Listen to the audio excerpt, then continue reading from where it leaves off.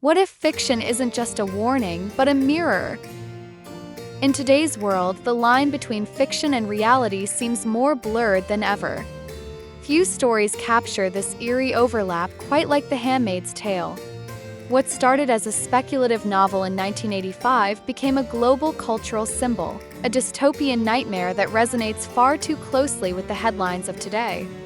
This isn't just a story. It's a wake-up call. A haunting, prophetic tale of what happens when power goes unchecked, when rights are stripped, and when voices are silenced. Whether you're a longtime fan or hearing about Gilead for the first time, what follows is more than a recap. It's a journey through how The Handmaid's Tale became a reflection of our times, our fears, and perhaps our future. Origins and inspiration, the world that birthed Gilead. Margaret Atwood didn't invent the horrors of Gilead out of thin air. She once said that everything in her novel had historical precedent, and she meant it. From Puritan New England to 20th century totalitarian regimes, Atwood's fictional theocracy is grounded in real-life policies and practices. Forced childbearing, arranged marriages, censorship, dress codes, none are new. In fact, she drew from events like the Salem witch trials, Nazi Germany's eugenics programs, and the rise of religious fundamentalism around the globe. What makes Atwood's story so chilling is not its fiction, but its possibility. When she wrote the book, she was reacting to the political climate of the 1980s, a time of rising conservatism, backlash against feminism, and growing control over women's reproductive rights. Fast forward to today, and the world of Gilead feels more like a twisted documentary than dystopian fiction. Let's take a look at the Hulu adaptation breathing new life into an old warning. In 2017, Hulu brought The Handmaid's Tale to life on screen, and the timing couldn't have been more perfect or more disturbing. Starring Elizabeth Moss as June Osborne, the series expanded upon Atwood's novel, exploring not just the world of Gilead but the people resisting it. It was visceral, it was raw, and it struck a nerve. The show arrived amid rising tensions in the U.S. over immigration bans, attacks on women's health care, and political polarization. Suddenly, fiction and reality were dancing in lockstep. The red cloaks and white bonnets of the handmaids became instantly iconic, used not only for dramatic effect in the show, but adopted in real-world protests across the globe. Viewers weren't just watching a TV show. They were seeing a warning unfold. Cast and characters, faces of fear and resistance. Elizabeth Moss' portrayal of June was nothing short of extraordinary, a woman broken but unyielding, vulnerable yet defiant. Her transformation from passive victim to active resistor was the heartbeat of the show. But she wasn't alone. Serena Joy, portrayed by Yvonne Strahovski, was a chilling contradiction, the architect of Gilead who also became its prisoner. Then there's Aunt Lydia, played with frightening brilliance by Endowed, a character both monstrous and tragically human. Nick, Luke, Moira, and Commander Lawrence each represented different facets of survival, complicity, and rebellion. And of course, there was Emily, whose return in the final season reminded us that the battle against tyranny never truly ends. The show wasn't afraid to show complexity. Heroes faltered. Villains showed remorse. And everyone paid a price. Symbolism and real-world protests, fiction bleeds into reality. When protesters showed up at U.S. state houses dressed as handmaids, the world took notice. These silent demonstrations, cloaked in crimson, were hauntingly powerful. They said without words what millions felt, that women's autonomy was under threat. The symbolism became so widespread that it began appearing internationally, from Argentina to Ireland, anywhere reproductive rights were being debated.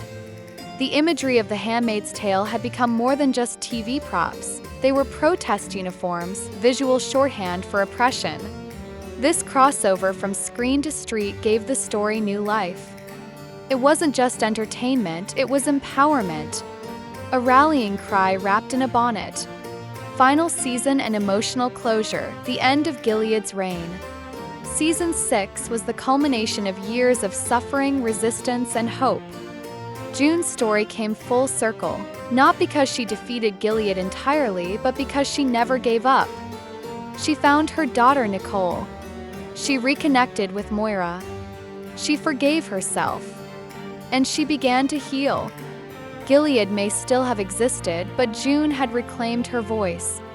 Emily's surprise return in the finale was a poetic nod to those who fought in the shadows, reminding viewers that every act of resistance counts, even the quiet ones.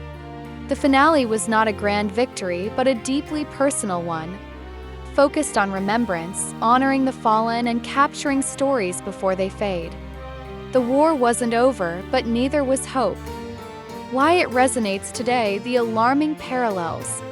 In 2022, when the U.S. Supreme Court overturned Roe v. Wade, the internet exploded with comparisons to The Handmaid's Tale. And rightly so.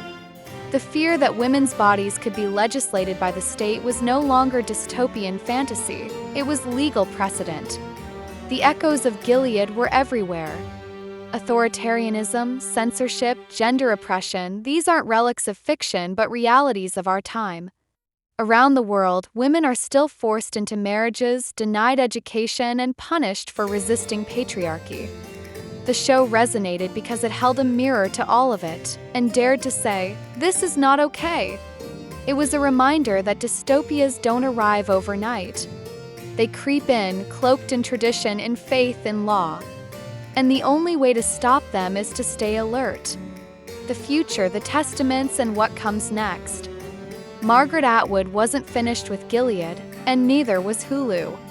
Testaments, her 2019 sequel set 15 years after The Handmaid's Tale, is already being adapted for TV. It promises to explore the world after June, through the eyes of three women: Aunt Lydia, Agnes, June's daughter raised in Gilead, and Daisy, a Canadian teenager linked to the resistance. This shift in perspective opens the door to new stories, new battles, and new voices. Testaments won't just continue the legacy of The Handmaid's Tale, it will reframe it. It asks, what does resistance look like when the world has moved on? What happens after the headlines fade? And who tells the stories when the original voices are gone? The Handmaid's Tale, a story that refuses to be silenced. Long after the credits roll, the echoes of Gilead remain. The Handmaid's Tale isn't just a series, it's a symbol of resistance, of survival, of warning. Strength lies not only in its story, but in its willingness to confront uncomfortable truths. As viewers, we were not just entertained, we were challenged to think, to act, to care.